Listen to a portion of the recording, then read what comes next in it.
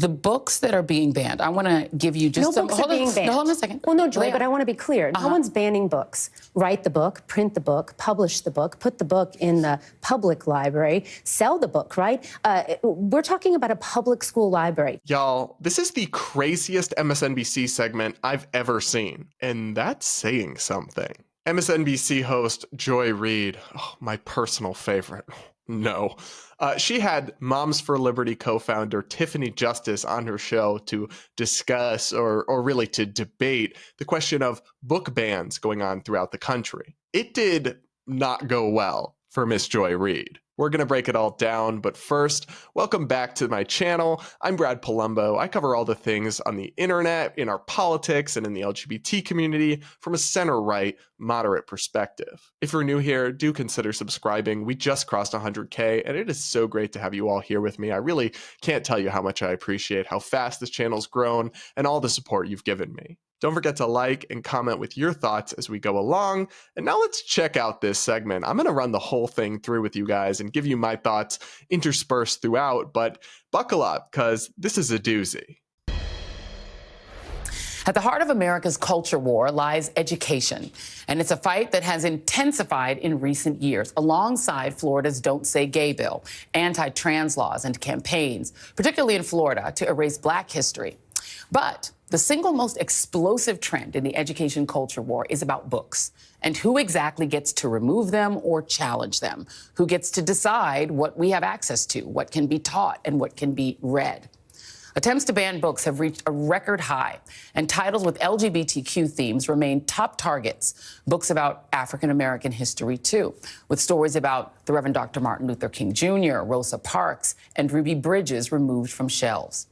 Parents, educators, and students are taking sides. And at the center of this fiery debate is Moms for Liberty, a group founded in 2021 that campaigns for book removals in U.S. public schools. And joining me now is Tiffany Justice, co-founder of Moms for Liberty. Thank you for being here. Happy to be here with you, Joy. Great to meet you. So I want to play a clip. And this is an interview that you gave to Steve Bannon's War Room in 2022, March of 2022. Take a listen. Sure. Walk us through exactly what you're trying to accomplish. And this definition, it's a new concept. I want to make sure we have the nomenclature. What are parental rights? Parental rights are rights that every parent has, and the government does not give them to you, and they cannot take them away. Every parent has the fundamental right to direct the upbringing of their children, their medical care. That includes mental health, by the way, their education, and their values education, their morals, their religious and character training. All of these things lie within the responsibility of the parent.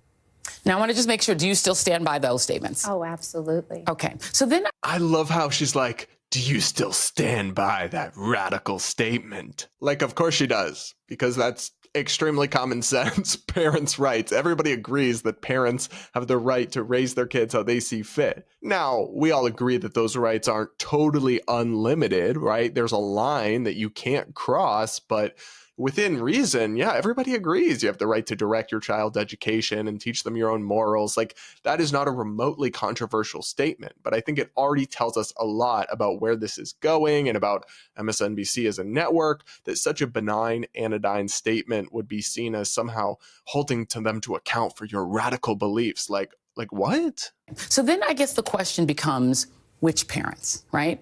Do African-American parents have parental rights? Yeah, it's a God-given right to direct the upbringing of your children. Do the LGBTQ parents and parents of LGBTQ kids, do they have parental rights? Every parent, Joy. Every parent means every parent has the fundamental right to direct the upbringing of their children. And liberal parents? Do liberal parents have those rights as well? All parents, sure. So let me point you to some statistics, sure, because the question becomes then who gets to decide what all kids get to read? I love how she thinks this is a gotcha. Like, of course, when they say parents' rights, that means all parents, Joy. You didn't do something. You're not clever. The Washington Post took a look at about 1,000+ book challenges that were filed, and they found that they were filed nationwide by just 11 people. Each of these people brought 10 or more challenges against books in their school district. Together, these serial filers constituted 6% of all book challengers, but they were responsible for 60% of filings. In Florida, Tampa Bay Times, they found that of roughly 1,100 complaints recorded in Florida since July 2022, we're talking about more than 700 just from two counties, Escambia in the Western Panhandle and Clay County. Together, those are less than 3% of the public school enrollment, 600 of those complaints, 2 people. Why should 13 people get to decide what books tens of thousands of children get to read? Well, I'm thinking it's probably because those 13 people saw what some of the content was in the books. I mean, explicit, graphic, sexual content.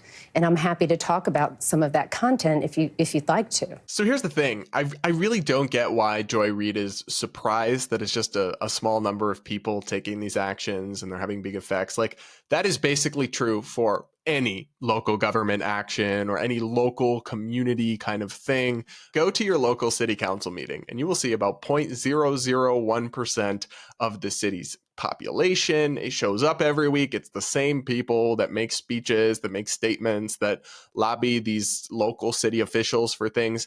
It's a tiny percentage because that's who gets involved. Most people are pretty disenchanted, disaffected, disengaged, and so only a tiny minority actually takes the time to get involved. And in this case, most parents probably have no idea what's in the school library. So it's not that they agree or disagree with this.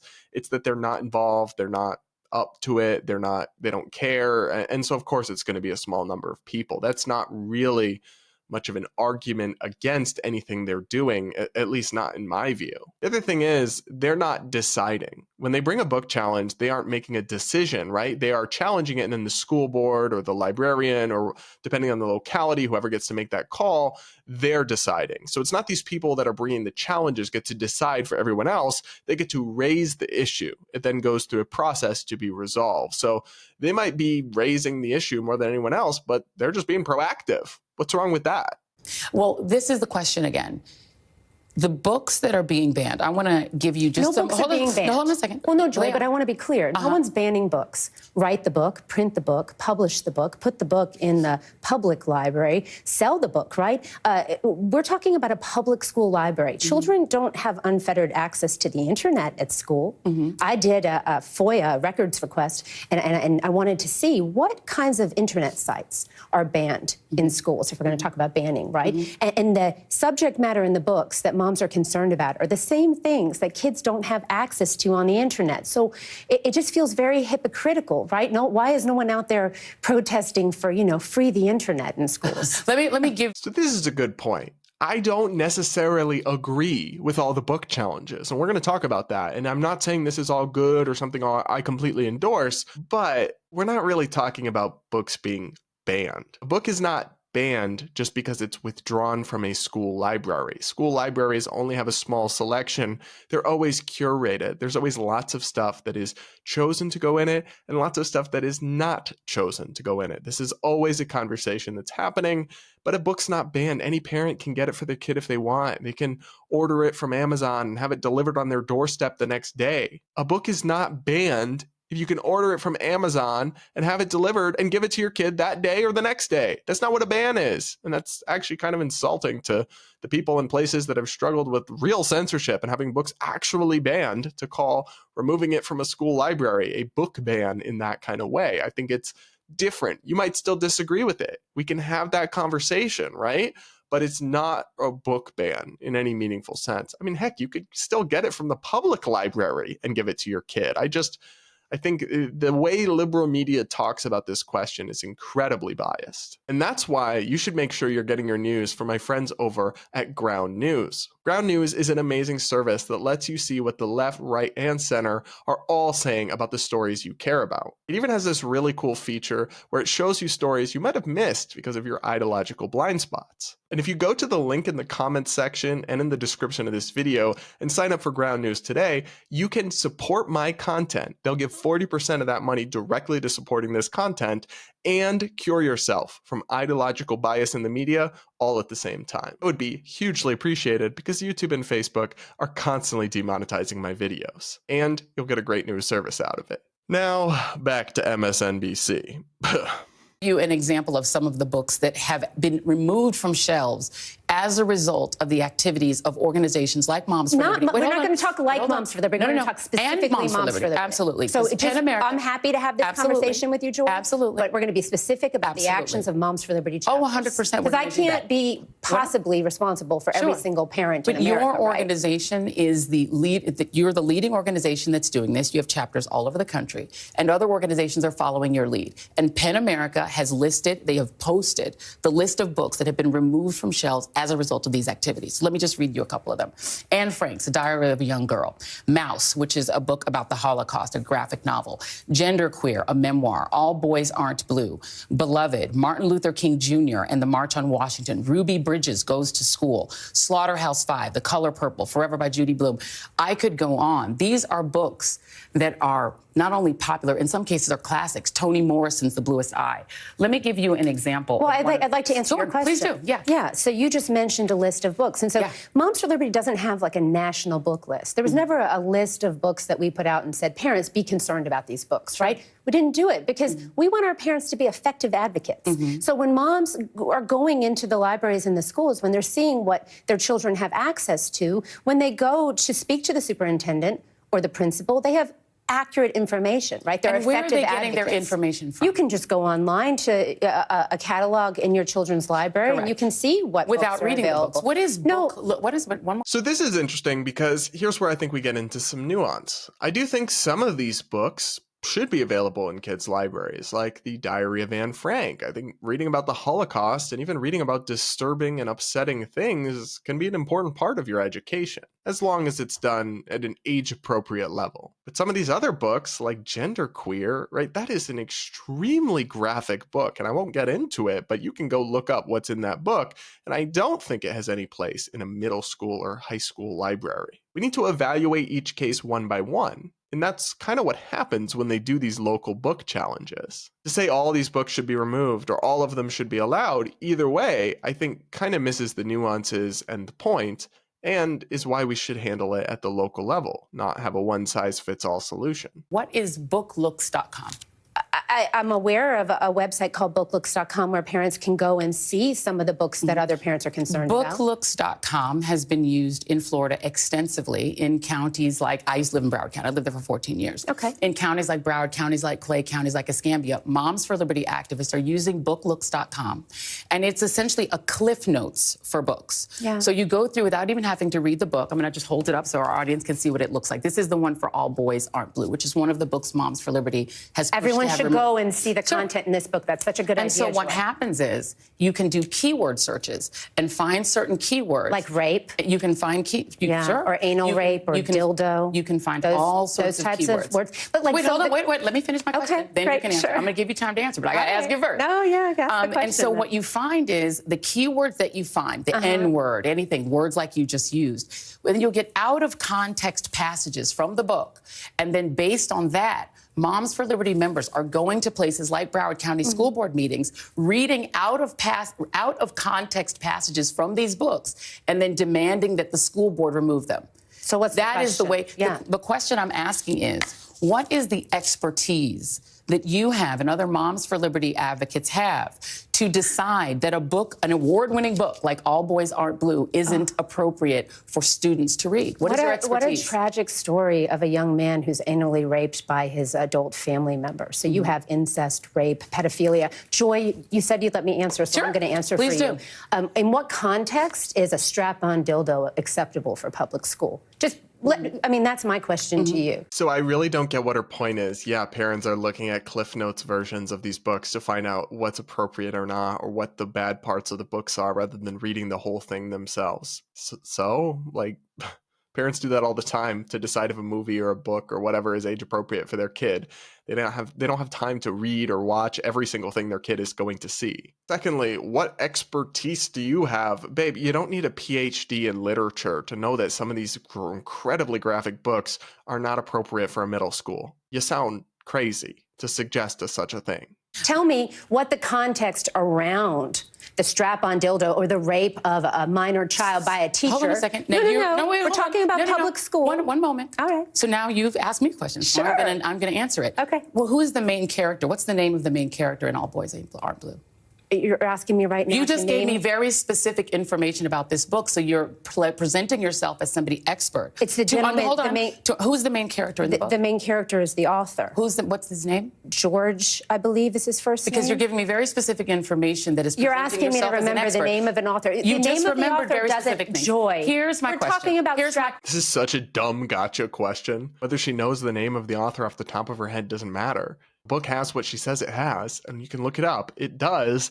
Then we have to discuss whether that's age appropriate. And her ability to recall the name of the author in the moment isn't really relevant. But again, more terrible gotcha questions and bias from left-wing media. I mean, really, this interview is tough to watch. It's so warped and so biased. You didn't answer my question. No. I'm going to answer your Great. question. I would love to hear that. Absolutely. Well, I'm interviewing you and you're not interviewing me. So let's just make sure it's a conversation, okay? Okay, great. So what I'm saying to you is that as you are not an expert, in this book... I don't have to be an expert to know that dildos aren't appropriate for public school. I mean, come on, let's get real. This book is a full context story, as you said, of the author's experience. Why is it your right, or a Moms for Liberty activist's right, to say that a parent who wants their child to have access to this book, which gives a personal experience of this author, why doesn't a liberal parent, for instance, or a parent of an LGBTQ kid, why don't they have a right for their child to just have access to this book? Why is it your right to say they can't? So, again, we're talking about incest, rape, and pedophilia. And each parent... No. Each parent has to decide what is appropriate for their child to read. So I want you to answer... I'm going to ask you one more time. Right. What is your right to tell a parent who wants their child, who might feel seen by this story, why don't they have the right? Why don't they have the right as a parent to say, my child can have access to this book? If a child feels seen by this story, that means that they have been the victim of a predator. That means that they have either been raped by a family member, they've experienced and your proof of that is what? You just said that if a child feels seen by this story. What I'm saying, Joy, you're now making assumptions about it. Joy, but if a child... What she's saying doesn't make any sense. These liberal parents, these LGBT parents, they can still get the kid the book if they want. Amazon, babe, it's not complicated. Or the public library. Or buy it used and give it to their kid. They could even send it with their kid to school to read during reading time. I'm sure that would be allowed. It's just a question of what's going to be purchased with taxpayer dollars in the school library. And some of these books might be perfectly fine to purchase and include in a school library, but some of them might not be. And obviously some degree of curation or decision making has to happen in that process. They don't have every book in the world. They don't have many adult-themed books, so what's going to be allowed in and what's not has to be a conversation, and a lot of these books sound bad. They sound like things an 8th grader's probably not ready for, and that's... You're not, if the Bible is not on the shelves of your 8th grade public school library, are they taking away the rights of Christian parents to give their kid a Bible? Of course not. Like, this is nonsensical. It's been raped. We should do a lot better than put a book on a library Now you're literally shelf. creating a story behind a child that you don't know. Let me show you a form. This is a form that can be obtained in Broward County, Florida. Okay. I'm going to show it to the audience, and then I'm going to show it to you. Okay. This is called the opt. Yeah, please. I'm going to hand it to you. Thank you so much. It's called the opt-out form. Okay. An opt-out form would allow any parent, because you said you are in favor of parental rights. I am. It would allow any parent to opt out of their child being able to take books out of the library without their parents' permission. Okay. So that Moms for Liberty, why not advocate that every school in America have an opt-out form so that a parent who doesn't want their child to access a book like All Boys Aren't Blue, that they can make that choice? Because then each parent, including a liberal parent, a black parent, a parent who wants their child to read a book about African-American history, then they get their rights. We want children to read books Why about not just African-American opt history, out for yourself rather than tell other parents what they can and cannot? First of all, I think what you're talking about here is a wonderful step in the right direction. We should be having conversations about this. This is about local control. A lot of these decisions are made at the local school board level. I actually really like that idea. I think that makes a lot of sense. It's probably the first sensible thing Joy Reid has said in this entire conversation. But it still doesn't change the fact that you have a school, taxpayer-funded library. You have to decide what goes in it and what doesn't. And there's going to be lines that have to be drawn, and they have to be drawn somewhere. So it doesn't get us around this whole debate, Joy. It just doesn't. Although I honestly don't think it's a bad idea or a bad start, like Tiffany agreed. I actually think that's a decent point made there by Joy Reid. Can't believe I just said that. Mm-hmm. And that's where these decisions should be made. And there should be vibrant conversations about what's happening in our public schools and what kids have access to. Joy, however, maybe we could just put all the books with all the graphic sexual content, the dildos, the rape, the incest. I'm sorry. I'm so sorry. Let's do a back room. Let's put a curtain up in the library First of all, they used to do one moment, in the video stores. Remember when we were little and you would go to the video store? The books that Moms for Liberty. And they put those books that Moms for Liberty. With pornography. I know that I've seen. We could just do that in the public library. I have seen tapes of what Moms for Liberty does, and you all go into school board meetings and you read graphic stuff. Disingenuous conversation. No, it's not. America used to understand that there was something called age-appropriate content. Right, and here's my question again. Again. Ruby Bridges Goes to School is on the list of books that Moms for Liberty has attempted to have removed. Absolutely not. It absolutely is. Let me ask about the people who are making the decision for their parents, because you have not answered yet why a liberal parent or an African-American parent can't say, we have parents who are Democrats who are members of our organization. But you're still trying to make decisions for all the kids. Again, no. They're not trying to make decisions for all the parents. Those parents can still make their own decisions. It's about what goes in the school. I don't want to repeat myself again, but this is the whole framing here is disingenuous and wrong. Here are some of the parents that are filing, or some of your advocates. Bridget Ziegler, the Moms for Liberty co-founder, the wife of the recently ousted Florida Republican Party chairman, Christian Ziegler, who allegedly was involved in threesomes, same-sex threesomes. Mrs. Ziegler was removed from the school board at which she was a leader. She wasn't removed from the school board. Okay, you have Lauren DePaula. She was making book ban requests in Alachua County, but then records show that she and her husband didn't live there. They'd sold their home in that county. Carrie Blair in Tennessee, who was arrested for property theft charges after allegedly stealing from Target, skip scanning in Target. Why should those three people get to make decisions about what other children should be able to read? Other parents' children should be able to read. So it's kind of funny and hypocritical if one of these like conservative traditional people was in a same-sex throuple or whatever. I don't really care. And yeah, somebody was stealing from Target. That's obviously bad. But this is like random ad hominem. Like just because some of the people involved with a group are not great or have done bad things, it doesn't actually change the debate we're having over whether it's okay to do this or not. Not really in any meaningful way. I mean, you could point to individual librarians who have done bad things. That wouldn't make Moms for Liberty more correct in wanting books removed from their libraries. Like, this is a common debate tactic where you try to discredit your opponent rather than actually explain why they're wrong. I don't find it convincing, and neither should you. Do you know that I served as a school board member from 2016 to 2020? Are you going to answer my question? Yeah, I'm because going we don't to. have an endless time. Joy, I'm going to answer your question, but I need you to understand that when I was an elected representative, I would sit on that dais, and how dare I, sitting there as an elected representative, judge a parent when they would come to the podium to speak and advocate for their child? Because as we started this conversation, we'll end it. Every parent has a fundamental right to direct the upbringing of their children. And I would not stand in judgment, Joy, about a parent's education level, their sexual orientation, their race, their religion. That is not what America is about. I'm going to answer. I'm going to ask my question, Ms. Justice. Mrs. Justice. That's fine. Thank you.